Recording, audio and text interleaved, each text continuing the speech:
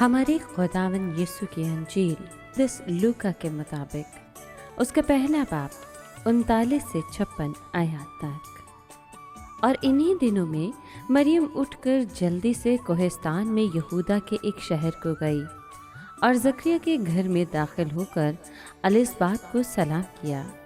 اور جو ہی الصبات نے مریم کا سلام سنا تو بچہ اس کے بطن میں اچھل پڑا، اور الصبات روح القدس سے بھر گئی اور بلند آواز سے پکار کر کہنے لگی کہ تو عورتوں میں مبارک ہے اور تیرے بطن کا پھل مبارک ہے۔ اور میرے لیے یہ بات کیسے ہوئی کہ میرے خداوند کی ماں میرے پاس آئی، کیونکہ دیکھ جو ہی تیرے سلام کی آواز میرے کان میں پہنچی تو بچہ میرے بطن میں خوشی سے اچھل پڑا۔ اور مبارک ہے وہ جو ایمان لائی، کیونکہ جو باتیں خداوند کی طرف سے اس سے کہی گئی تھیں وہ پوری ہوں گی۔ اور مریم نے کہا، میری جان خداوند کی بڑائی کرتی ہے، اور میری روح میرے نجات دینے والے خدا سے خوش ہوئی، کیونکہ اس نے اپنی بندی کی پست حالی پر نظر کی۔ اس لیے دیکھ اب سے لے کر ہر زمانے کے لوگ مجھ کو مبارک کہیں گے، کیونکہ القادر نے میرے لیے بڑے بڑے کام کیے ہیں، اور اس کا نام قدوس ہے، اور اس کی رحمت ان پر جو اس سے ڈرتے ہیں پشت در پشت رہتی ہے۔ اس نے اپنے بازو سے زور دکھایا اور ان کو جو دل کے قیاس سے مغرور ہیں پراگندہ کیا۔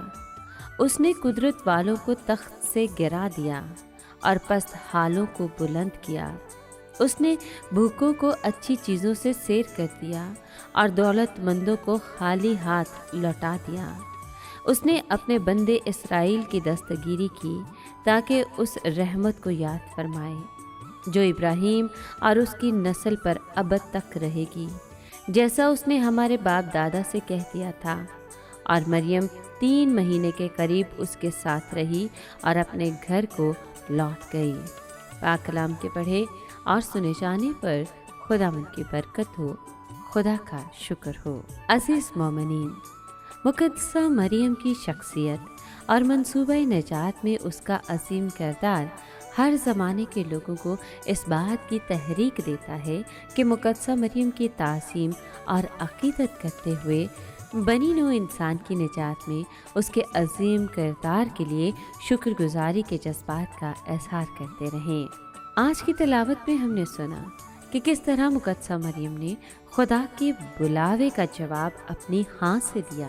مقدسہ مریم نہ صرف بنی نوع انسان کی نجات کے لیے خدا کے منصوبے میں حصے دار بنی، بلکہ دنیا بھر کی خواتین کو عزم اور ہمت اور جرأت اور دلیری کے ساتھ جینے کا سلیقہ بھی سکھا دیا۔ میری جان خداوند کی بڑائی کرتی ہے، اور میری روح میرے نجات دینے والے خدا سے خوش ہوئی، کیونکہ القادر نے میرے لیے بڑے بڑے کام کیے ہیں۔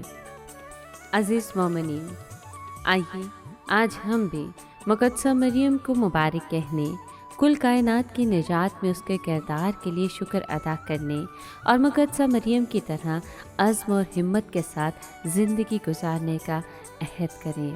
جب بھی ہم اپنے خاندانوں، اداروں، گرجا گھروں میں یا پھر انفرادی طور پر مقدسہ مریم روزری کی عبادت کریں تو در حقیقت ہم کل کائنات کے ساتھ مل کر مقدسہ مریم کو مبارک کہیں۔ دعا کریں کہ مقدسہ مریم کی عظیم شخصیت اور اس کے کردار پر دھیان و گیان آپ سب کو اپنی زندگی میں خدا کے منصوبوں کو سمجھنے کی توفیق بخشے۔ آمین۔